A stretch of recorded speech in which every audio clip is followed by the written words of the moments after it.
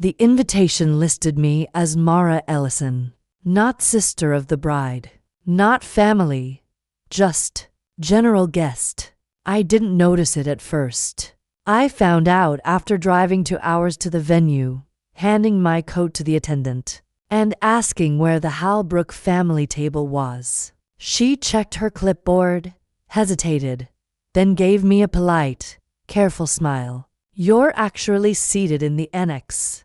The annex. It wasn't a second ballroom or a charming overflow space. It was a narrow side room tucked behind the main hall, separated by a half-open sliding door so catering staff could move in and out more easily. My chair, white, padded, folding, sat right beside the service entrance. Not one of the elegant chairs everyone else had. A folding chair, next to stacked trays and half-cleared plates. I'm Mara. I'm 30. I'm an illustrator, mostly editorial work, small agencies, independent projects. I live in Seattle now, far enough from my parents' home in San Diego to keep my distance without anyone questioning it too much. My older sister, Lydia, is 32. She has always been the kind of person who bends a room around her presence, not loudly, effortlessly. Growing up, Lydia collected attention the way some people collect trophies. And I sketched quietly in the margins. My parents weren't unkind. That's what made it harder to explain. They loved us both. They just found it easier to show it with her. When I moved away to pursue freelance work, my mother smiled and said, "That sounds very brave," in the tone people use when they expect you to fail gently. When Lydia got promoted a few years later, my parents sent flowers to her office. Big ones, with a handwritten card. Our relationship wasn't hostile, just functional. Birthday texts, holiday small talk, careful conversations that never went too deep. I helped when needed, stayed quiet when not. At her engagement, Lydia cried beautifully, the kind of crying that looks good in photos. Everyone gathered around her. My father shook her fiancé's hand and said, "This family just keeps getting better." I had brought dessert. It stayed untouched. The months before the wedding were all about her. Group chats, calls, decisions, flowers, colors, seating plans. I mentioned a mural project I was proud of once. My mother said, "That's nice, honey," and then asked about napkin colors. Lydia had 11 bridesmaids, friends, co-workers, even someone from a retreat she barely knew. I wasn't one of them. I told myself it didn't matter. At the rehearsal dinner, I gave her a hand-drawn portrait.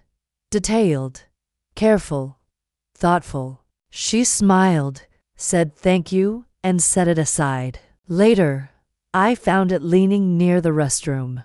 On the wedding day, the venue was perfect.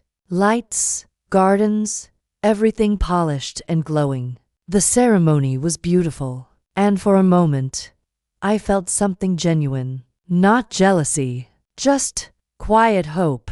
Then I looked for my name on the seating chart. It wasn't there. A coordinator checked her tablet and said, "You're in the secondary space." That's how I ended up in the annex, with the folding chair, next to the service door.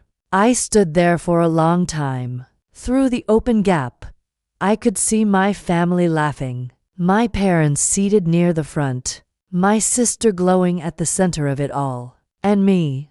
I had a folding chair. It wasn't surprising. That was the worst part. It was familiar, and still, it hurt.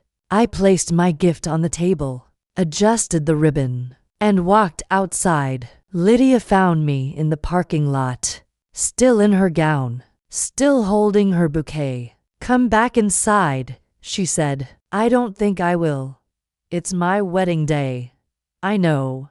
I told her everything, not loudly, not dramatically, just honestly. All the small things I had been carrying for years. All the moments of being present but never seen. I kept showing up. I said, I thought eventually there would be a place for me. She didn't answer. She didn't need to. Her silence said enough. My mother joined us. Tried to smooth things over. Said I should be grateful. Grateful. For the folding chair. Something in me went still. Not angry. Just to clear. I'm going home, I said. And I left. The drive back felt quiet. Clean. Like something had finally ended. In the weeks that followed, I stopped waiting. Stopped explaining. Stopped shrinking. I worked. Created. Submitted my art.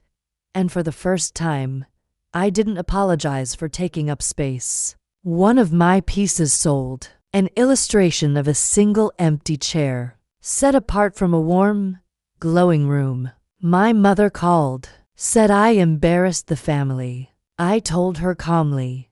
They handled that themselves. Lydia sent a message weeks later. Long, careful, not quite an apology, more like realization. I didn't respond. A month later, my gift came back. Unopened. No note. I kept it. I use it. It works well. I don't think about reconciliation much anymore. Not out of anger, but because I stopped waiting for a seat that was never meant for me. Some people don't hurt you loudly. They do it quietly. Through absence. Through indifference. Through where they place you. And eventually, you understand. It's not an accident. It's information. So you make a choice. Keep showing up. Or finally walk away. I chose to walk away. And here's the truth no one tells you. You can still love people who never made space for you. But that doesn't mean you have to keep standing in the hallway waiting for a chair.